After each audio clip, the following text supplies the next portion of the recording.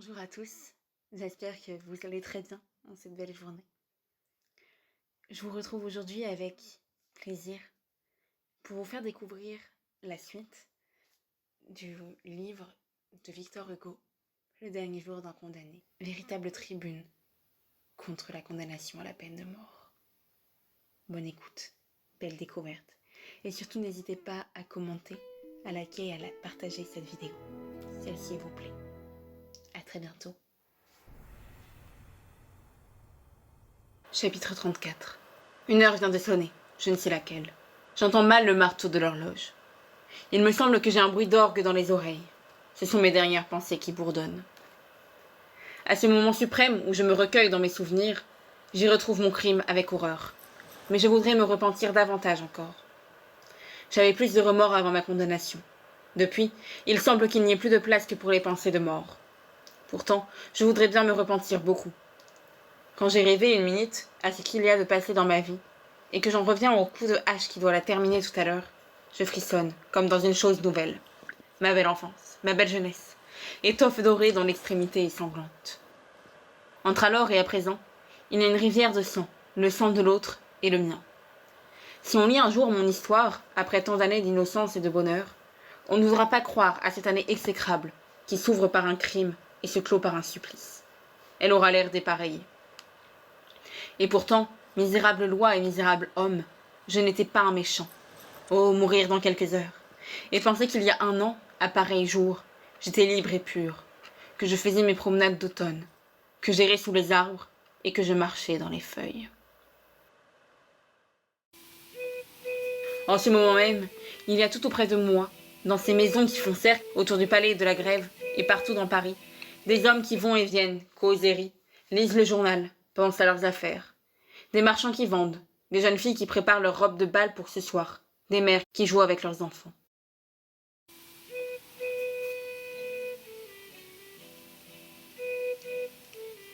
Je me souviens qu'un jour, étant enfant, j'allais voir le bourdon de Notre-Dame. J'étais déjà étourdie d'avoir monté le sombre escalier en colimaçon, d'avoir parcouru la frêle galerie qui lie les deux tours, d'avoir eu Paris sous les pieds. Quand j'entrai dans la cage de pierre et de charpente où pend le bourdon avec son battant qui pèse 1 millier. J'avançai en tremblant, sur les planches mal jointes, regardant à distance cette cloche si fameuse parmi les enfants et le peuple de Paris, et ne remarquant pas sans effroi que les auvents couverts d'ardoises qui entourent le clocher de leur plan incliné étaient au niveau de mes pieds. Dans les intervalles, je voyais en quelque sorte, à vol d'oiseau, la place du parvis Notre-Dame, et les passants comme des fourmis. Tout à coup, l'énorme cloche tinta. Une vibration profonde remua l'air, fit osciller la lourde tour. Le plancher sautait sur les poutres. Le bruit faillit me renverser. Je chancelai, prêt à tomber, prêt à glisser sur les auvents d'ardoise en pente. De terreur, je me couchai sur les planches, les serrant étroitement de mes 2 bras, sans parole, sans haleine. Avec ce formidable tintement dans les oreilles et sous les yeux ce précipice, cette place profonde où se croisaient tant de passants paisibles et enviés. Eh bien, il me semble que je suis encore dans la tour du Bourdon. C'est tout ensemble un étourdissement et un éblouissement.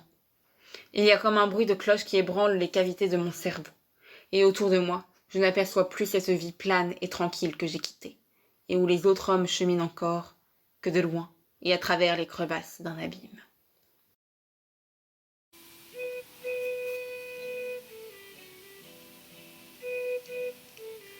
L'hôtel de ville est un édifice sinistre. Avec son toit aigu et roide, son clocheton bizarre, son grand cadran blanc, ses étages à petites colonnes, ses 1000 croisées, ses escaliers usés par les pas, ses 2 arches à droite et à gauche, il est là, de plain pied avec la Grève. Sombre, lugubre, la face toute rongée de vieillesse, et si noir qu'il est noir au soleil.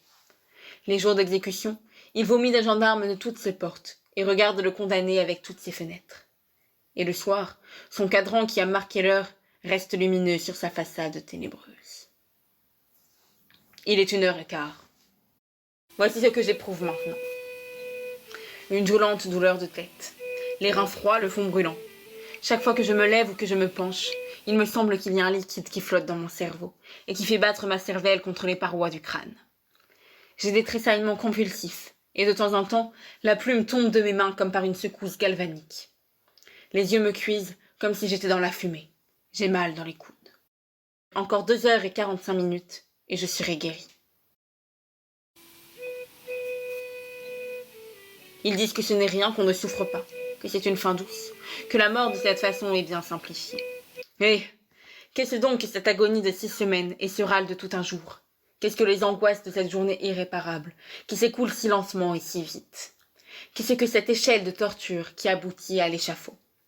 Apparemment, ce n'est pas là souffrir.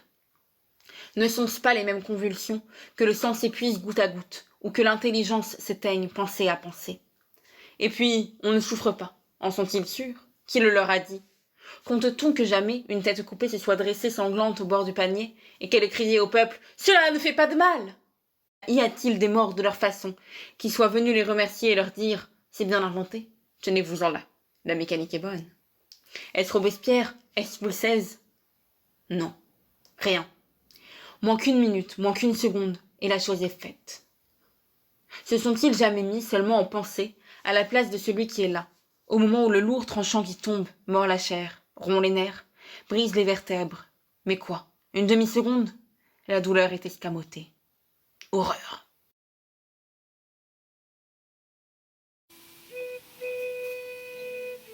Il est singulier que je pense sans cesse au roi.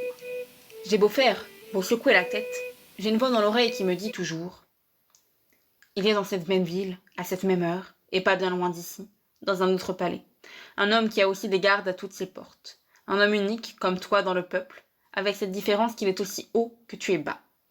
Sa vie entière, minute par minute, n'est que gloire, grandeur, délices, enivrement. Tout est autour de lui amour, respect, vénération. Les voix les plus hautes deviennent basses, en lui parlant, et les fronts les plus fiers ploient. Il n'a que la soie et de l'or sous les yeux. À cette heure, il tient quelques conseils de ministres, où tous sont de son avis, sûrs que la fête viendra à l'heure, et laissant à d'autres le travail de ses plaisirs. Eh bien, cet homme est de chair et d'os comme toi, et pour quel instant même l'horrible échafaud s'écroula, pour que tout te fût rendu? Vie, liberté, fortune, famille. Il suffirait qu'il écrivît avec cette plume les 7 lettres de son nom, au bas d'un morceau de papier, ou même que son carrosse rencontrât ta charrette. Et il est bon, et il ne demanderait pas mieux peut-être, et il n'en sera rien.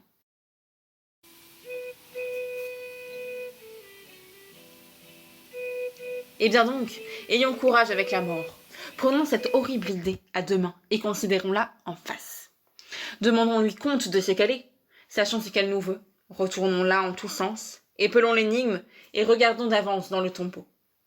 Il me semble que, dès que mes yeux seront fermés, je verrai une grande clarté, et des abîmes de lumière où mon esprit roulera sans fin. Il me semble que le ciel lumineux de sa propre essence, que les astres y feront des taches obscures, et qu'au lieu d'être comme pour les yeux vivants des paillettes d'or sur du velours gris, ils sembleront des points noirs sur du drap d'or. Ou bien, misérable que je suis, ce sera peut-être un gouffre hideux, profond, dont les parois seront tapissées de ténèbres, et où je tomberai sans cesse en voyant des formes remuer dans l'ombre. Ou bien, en m'éveillant après le coup, je me trouverai peut-être sur quelque surface plane et humide, rampant dans l'obscurité, et tournant sur moi-même comme une tête qui roule.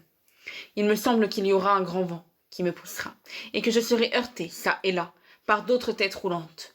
Il y aura par place des mares et des ruisseaux, d'un liquide inconnu et tiède. Tout sera noir. Quand mes yeux, dans leur rotation, seront tournés en haut, ils ne verront qu'un ciel sombre, dont les couches épaisses pèseront sur eux, et au loin, dans le fond de grandes arches de fumée plus noires que les ténèbres. Ils verront aussi voltiger dans la nuit de petites étincelles rouges, qui, en s'approchant, deviendront des oiseaux de feu, et ce sera ainsi toute l'éternité.